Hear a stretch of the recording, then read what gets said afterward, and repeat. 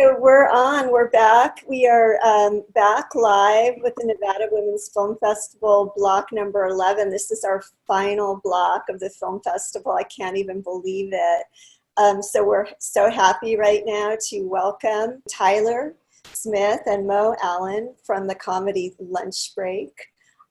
We've got Danielle as well as Jemsen from the really cool experimental film Insanity. We've got Kari Barber, who gave us the documentary Rainshadow. And we have Daryl, and there's Polina. We also have Polina. I'm going to try to pronounce Buchak, is it? Yeah, close enough. Sorry. Polina made the really interesting short film Pool Party. So welcome, everyone. Thank you. Thank you. So let's start. I'm going to go to my, straight across, the way it looks for me anyway.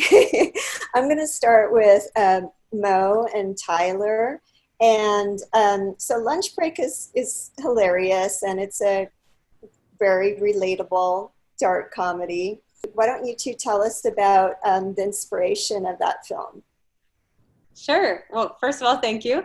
I used to work in a law office back in Chicago, and the film is based on actual events, and the boss character is based on a real, he wasn't my boss, but he was someone that we shared an office with, and so there was no HR for me to go to complain about him. I just kind of had to smile through it and tolerate it. And actually, some of the notes I got when I wrote the film were, it's a little too on the nose about the dialogue's a little too on the nose, too character happen, right? What's that? Like it can't possibly happen. Right. And I was like, I could change it, but a lot of it is actual stuff he would say.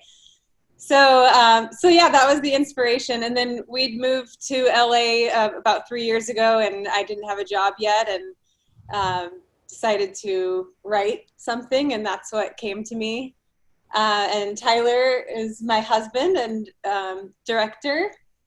And yeah, do you have? Well, I was just going to Mo. I've been there. I did work for a law firm at one point, and I've also worked in LA. So no, there was nothing about your story. Well, most of it was very accurate. Yeah, not everything actually happened in real life. Yeah, some things I just wanted to happen in real life, and I was able to write that for myself. And the little kid character he represented, I used to babysit in college this little boy who was so sexist. It's like, where is this coming from? This little tiny body saying these terrible things.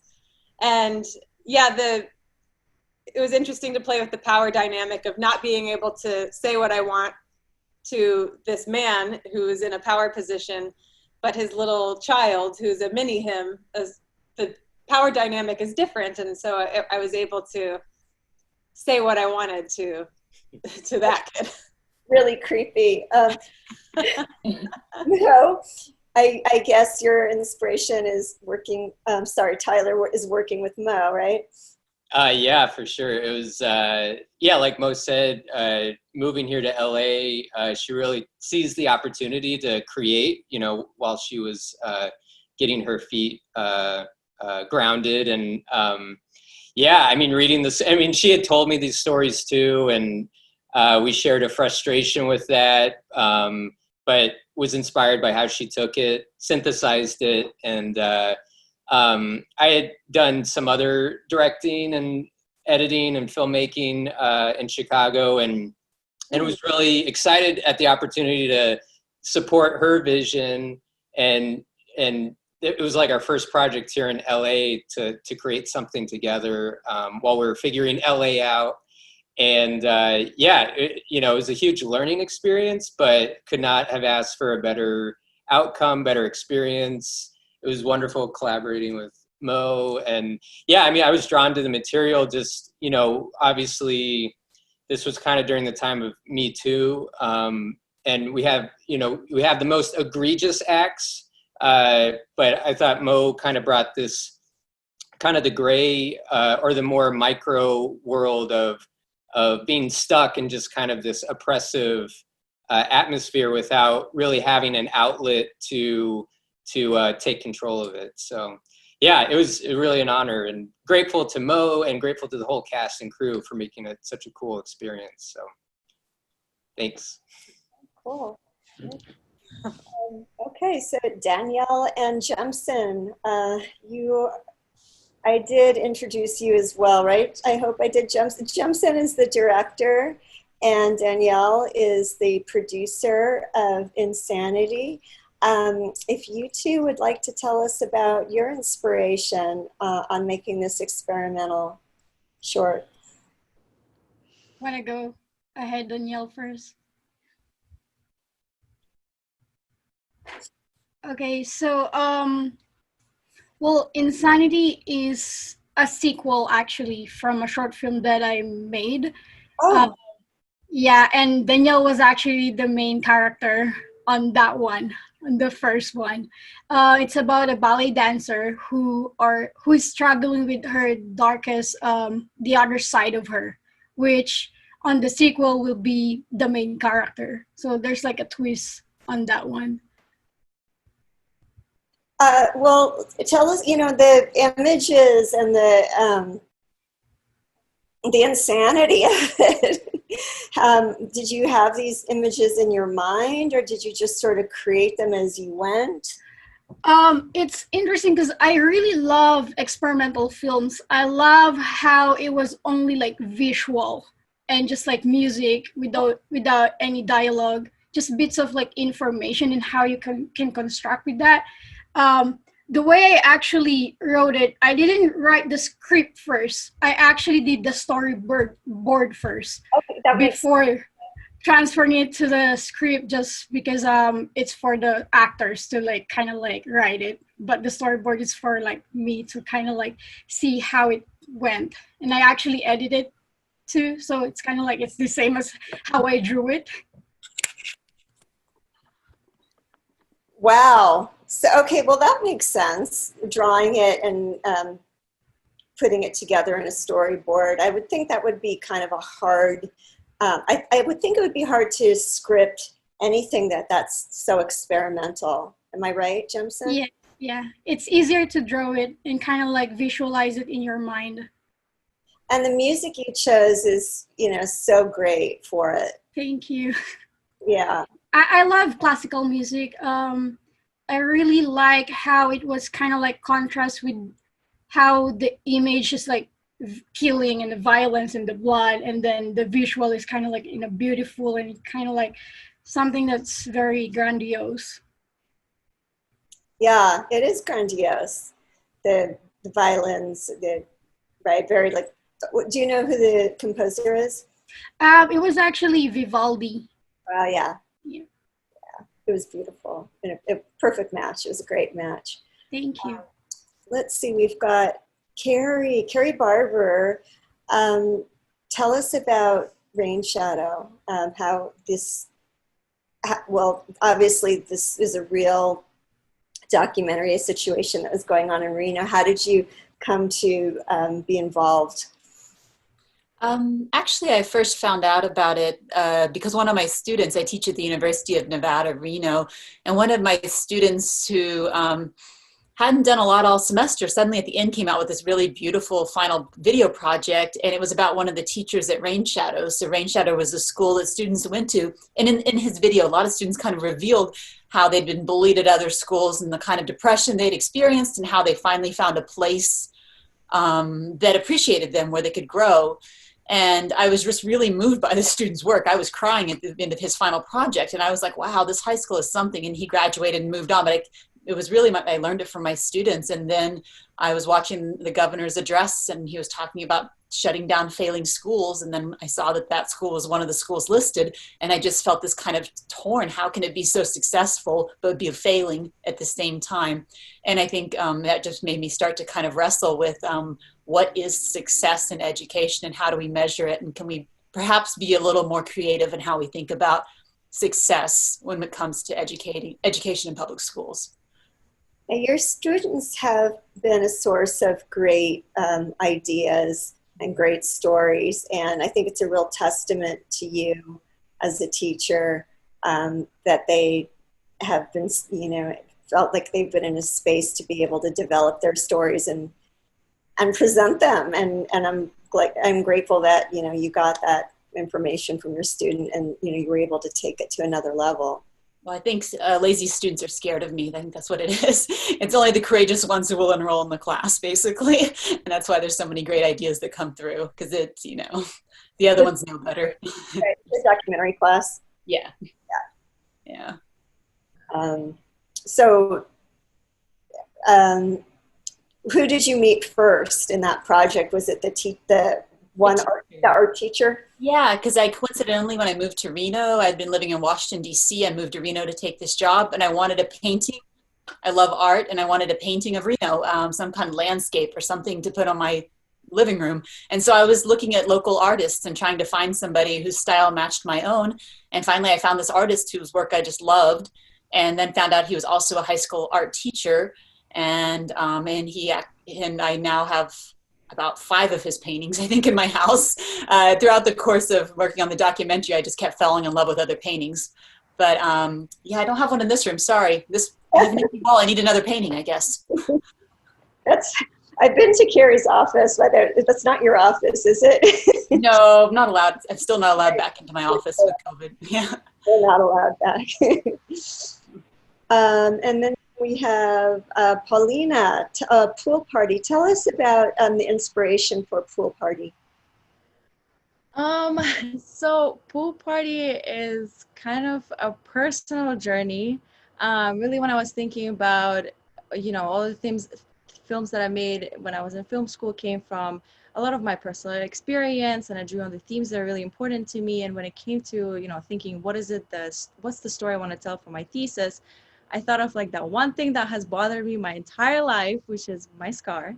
And that is linked to the whole concept of self-acceptance, which is not only relatable in high school because, we're always looking for that perfect girl. I want to be like her. Like, how can I be better? But honestly, even today, that's a thing that I'm trying to, let myself know that you're perfect the way that you are.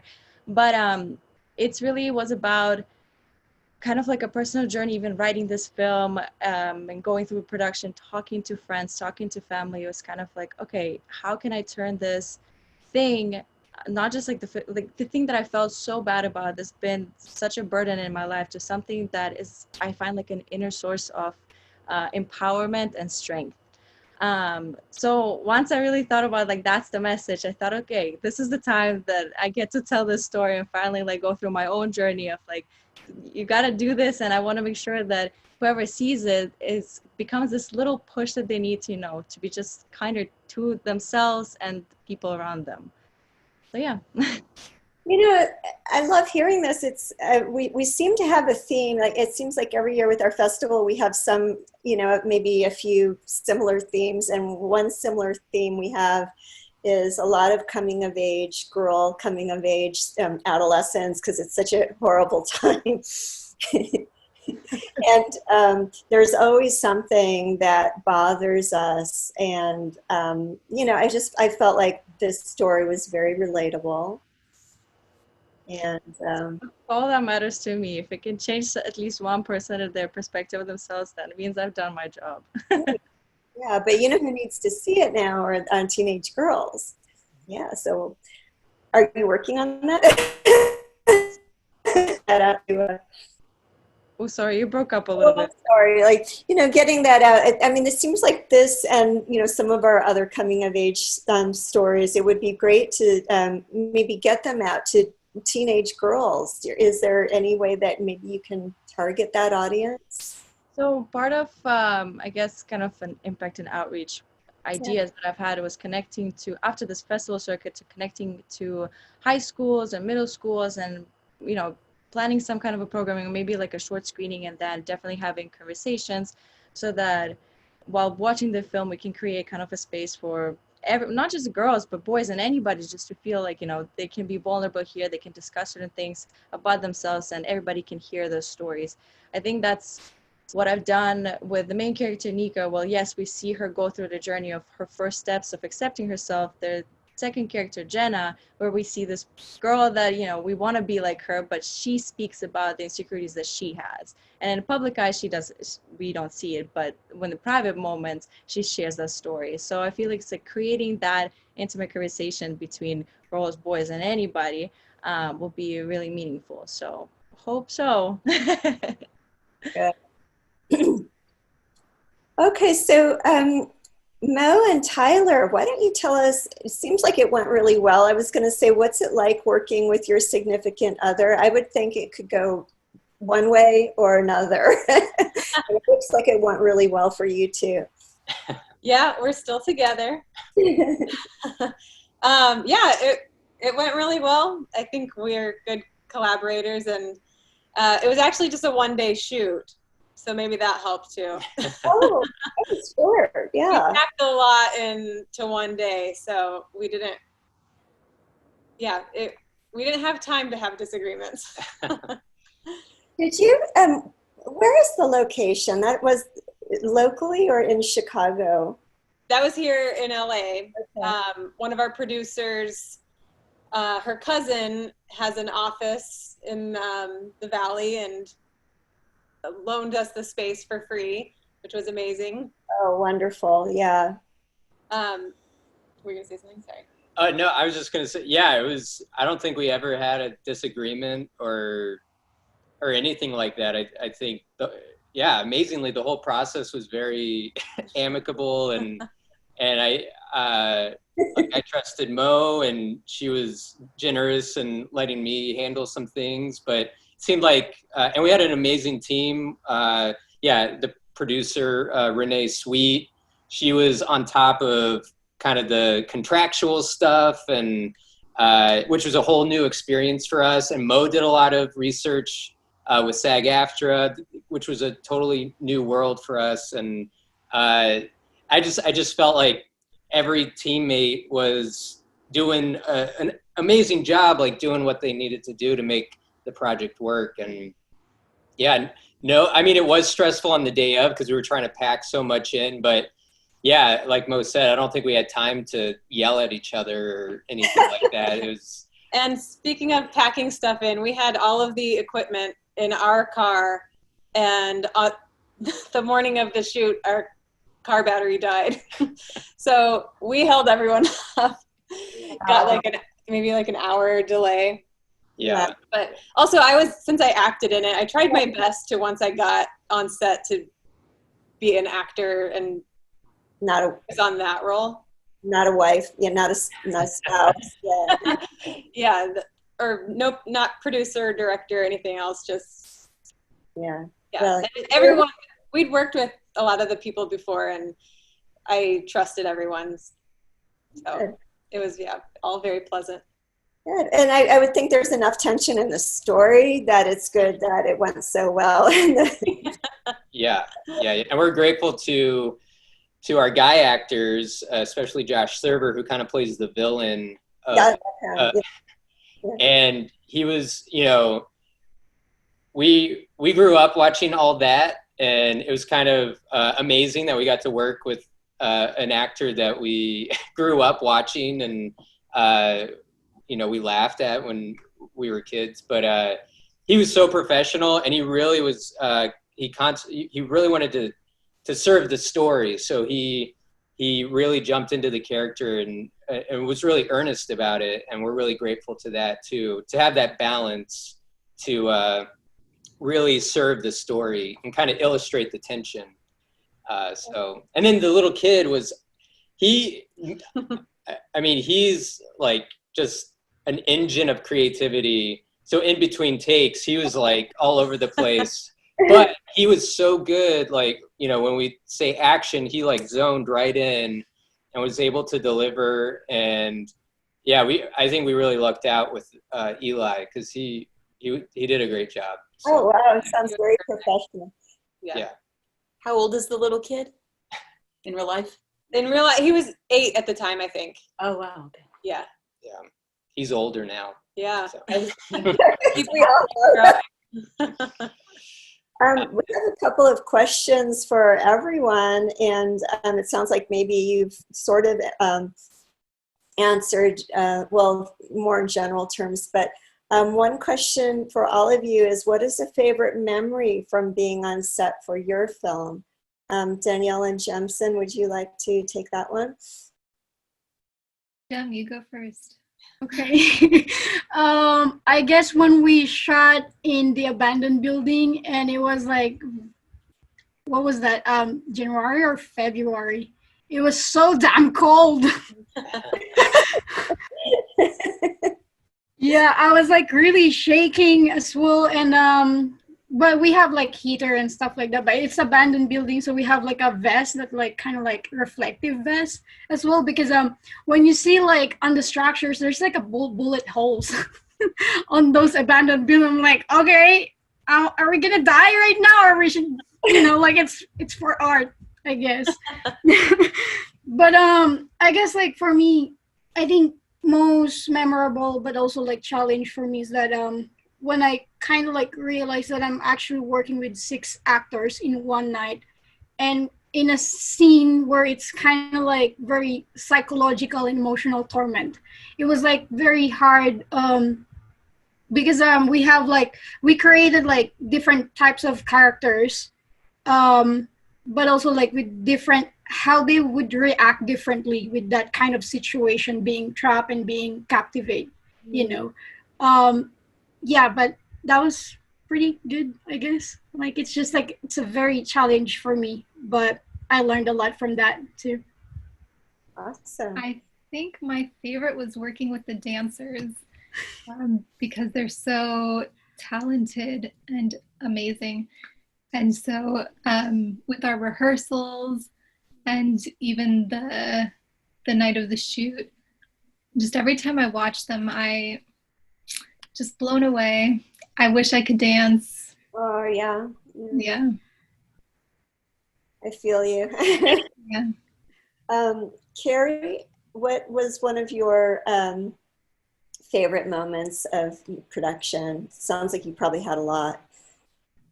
Yeah, I think the funnest thing for me was the Jim Choo storyline of the secret art buyer, because I kind of I found out pretty early what was going on, and so that was really fun to see. Just kind of the love towards the students and keeping that kind of going, even when I knew that the real Jim Choo was struggling financially himself, but somehow he found the money when the students needed it most. And when they needed that encouragement most, he somehow found the money to buy their art. And I think that was my favorite thing, seeing just the kindness of somebody else towards the students. Yeah, that was pretty powerful. I love that. I love that storyline also. Let's see. Got Polina, do you have a favorite memory?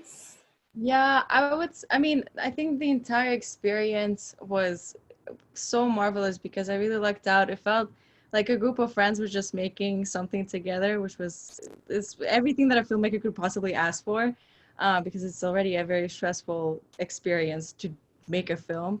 But I think I'd say I've got 2 favorite moments. One when on the last day when our entire crew was having lunch together. It's just because we were sharing moments, sharing stories, even about ourselves, like talking about our insecurities, like we're talking about our high school memories.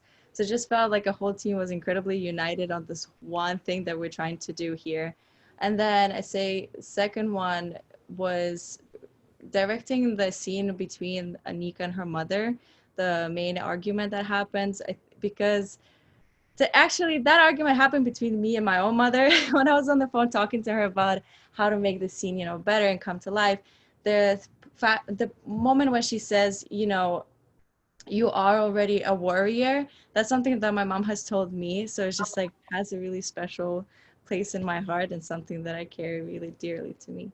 That's wonderful. It sounds like there's a lot of you in this film. Oh, yeah.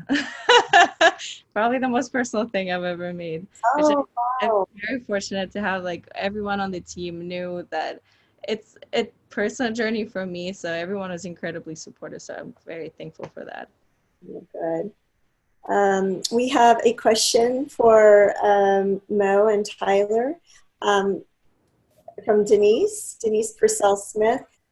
In lunch break, I like the point about the power shift with the kid. At the end of the film, it's Eli, right? At the end of the film, was the kid sympathetic with Mel and her act of defiance? Well, I guess we have to wait for the sequel to find out, right? I think,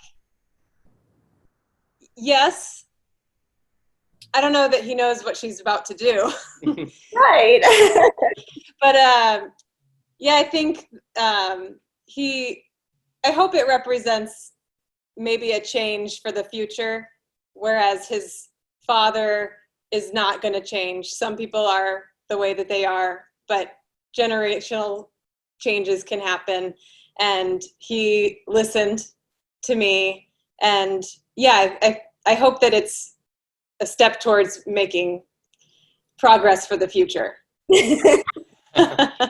Yeah, not to nerd out too much, but I think visually there's a metaphor there of like the father in the foreground with his back to what's happening, and he's in shadow, he's in the dark. But you have, you know, his son looking to Mo and seeing what's happening and like kind of nodding to it. And yeah, to Mo's point, like he might not understand the full scope of what's about to happen, but I think he is now opening, he now has a new view of the world. And so yeah, maybe some hope for change, changing the cultural narrative. So yeah. That moment when you realize that your parents might not be right, or they might, you know, they might be dreadfully wrong about something, right? Yeah. We should, yeah. And full disclosure, Denise Purcell Smith is my mom. So thanks, Mom, for tuning. We didn't plant that though. We didn't. We could have not known that, but Sorry, full disclosure. We're all about honesty. Yeah. You have a great son and a great daughter-in-law. Thank you. Let's go to Danielle and, well, this is a great question for Danielle and Jemsen. The next question is anyone making films during the pandemic? So you two, I know you're both in Las Vegas. Are you able or actively doing anything right now during our quarantine? We are actually working on a documentary. Danielle is our UPM as well on that one. It's about art activism. We focus on LGBT, disability, and sexual harassment. But because it's pandemic, we are focusing more on the pre-production. Hopefully we can shoot some stuff now. Yeah. Well, and I'm going to say full disclosure also is I did sort of know that because Jem has answered this question in a previous Q&A. Jem has 2 films, right? And when did we ask this question to you? Was it yesterday or yesterday? It was about 2 weeks ago for me, but but Danielle, you're the UPM for this new production that's coming up. Yeah. Jim and I have worked together quite a bit, and you know what? I would be happy to just keep doing it and doing it. I think she's great. Love you.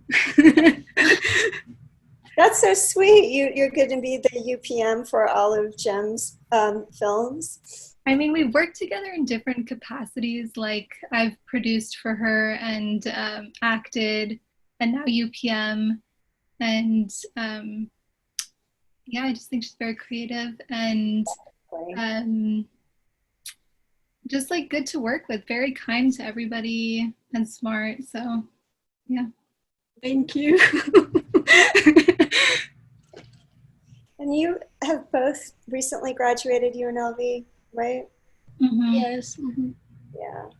Kari, what's going on with you? I know that you're not able to teach in person, right? You know, we're not doing that right now. Are you teaching this summer? Are you No. online? No, I'm not teaching this summer, but I'm working actually on teaching myself, or working on animation, an animated documentary.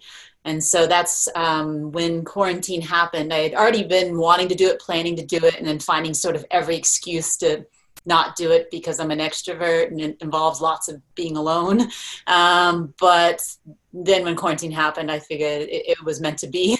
And so I've launched production or begun on an animated documentary that I've been wanting to do for a couple of years now. And so I'm working on that. And then teaching, will resume, I don't know how, somehow in the fall. And I'll have my documentary class, and I'm thinking to encourage them perhaps to maybe do to archival film, historical films might not be a bad idea right now. At least, things that don't involve too much, because who knows what'll happen, Yeah, now it's really good time to interview your parents, interview your grandparents, and, I would think, right, for family history and stuff like that. Yeah, and honestly, some of the most interesting student films, like people, criticize that, but we have some very interesting students and their families, and their past, and one of the best student films I've had was actually a student who did a film about Reno's Chinatown, and her family came from the descendants of Reno's Chinatown, and so she was able to interview family actually, and it was really, really important and interesting. So I think sometimes the best stories do come from home, And I think I saw that at Corda Film Festival. Was that? Oh, yes, it was there. Yeah. That was great. I love that. She was just like really stumped about who to interview. She's like, I just can't think of anybody. Nobody was here. I mean, my grandmother told me all these stories, but there's nobody, still alive. And I was like, is your grandmother alive? And she was like, well, yeah. And I said, okay, I think I know where we should go with this. Yeah, I'm not sure who would criticize, interviewing your family, because I mean, they might not seem interesting to us, but especially the older people, they have memories that, should be preserved. And yeah, the Chinatown example is great. That was really fascinating. Yeah. So you're teaching, okay, you're such an underachiever, Kari. You're teaching yourself animation this summer. Trying to, yeah. Fun. I'm being a student right now. I'm taking online classes, trying to brush up on skills I don't have. Okay, so in your upcoming animated documentary, do you think you'll handle all the animation? No. No, but I think it's good to learn all the skills when you want to direct something. I think it's good to have that way. I think people respect you better on your team, respect you more if they know that you also understand it, and you can have kind of more productive conversations and have more realistic expectations about time and effort and all these things. It just improves your vocabulary and your ability to collaborate, I think. That's really great advice. Yeah, that makes a lot of sense. It doesn't always work, but I do like to have at least been like, okay, I've tried it, I know what's there, so I can communicate hopefully effectively. Yeah, nice. I know what's entailed. Polina, what is in store for you? Have you been able to make any films during the pandemic? Yes, I made my first ever claymation, and I don't do that. But when I was stuck within my four walls in my bedroom, I was just like, okay, I can't have actors, but I have a camera. What can I do? So I made a little claymation called Rainbow Connection. It was part of the Shelter Shorts, which was an initiative by Shorts of the Week for World Central Kitchen, sort of like a COVID relief fund. But it really is about this rainbow movement that was happening in New York, and that kind of spread around the world, where people were just like, and kids were painting rainbows, and they'll stick them on the window. So whoever's passing by, like to go to their grocery store or pharmacy store, will see a rainbow and be like, we're all here, positivity is coming. Like there's happiness on the other side of the rainbow. We just have to, wait. So I kind of like got an idea of, all of us are in installation. We're all doing something. So my little claymation peoples live in little apartments that I made out of frames, and then they just make a rainbow together, something to unite us. I'm so glad you shared that. Hi, my name is Katherine Harold. I was co-director, scriptwriter, costume designer, and casting director for the short film Lettre. In terms of inspirations, this was a second-year BA Hons Live Events and Television assignment with the University of Arts London. We had for task to produce short films based on the 1950s. So I chose to write a script inspired by Henrik Ibsen's play A Doll's House and the work of the late poet Sylvia Plath, who I think is very talented. My fondest memory on set would have been just being with an incredible group of kind and hardworking people. We had already worked together previously on several projects, and I feel like we've developed a wonderful working dynamic. And yeah, so it's the people I think that really make a project, and I was lucky enough to have a wonderful crew. In terms of what is next up for me, well, as a team, a lot of us worked on a previous short film called Christine based on domestic violence, and that is in post-production and should be finished this summer and submitted into festivals this summer or this coming fall. Personally, I've been cast as an actress in 2 indie feature films, and I'm in the midst of producing another short film called Dance for Emily based on the love between sisters and how that can really help overcome family trial. And I co-wrote that script as well. So yeah, that's what's in store for me. Thank you very much for having me. And yeah, thank you. So I'm getting the notice that we need to start wrapping up. So I just wanted to see if there's any final words of wisdom. This is our very last Q&A of our very first virtual film festival. Who would like to get the last word in? Is it Kari Barber? Is it Mo and Tyler? Danielle and Jemsen? Well, I'll say Okay, Mo. Sorry. I just wanted to say that it was so great watching all of the films. Yeah, we were really inspired, shed some tears, and it was just so great how you were able to take this from a festival that was maybe postponed or canceled and turn it into this virtual festival, which has been just so incredible in this crazy time to have this celebration of all this great work. So thank you. Yeah, thank you so much, Mo. We just got a comment, not a question, from Camilla, and it's, I'm sure, no relation to anybody. Camila, amazing work from all the filmmakers. I cannot agree more. Yeah, I loved this festival. I loved this block. You know, amazing work. Keep up the good work. And thank you so much for being a part of our festival and for participating today in the Q&A. Thank you, Nikki. Thank you. Thank you. Thanks, everyone. Thank you. Bye. Be safe. Yeah, be safe.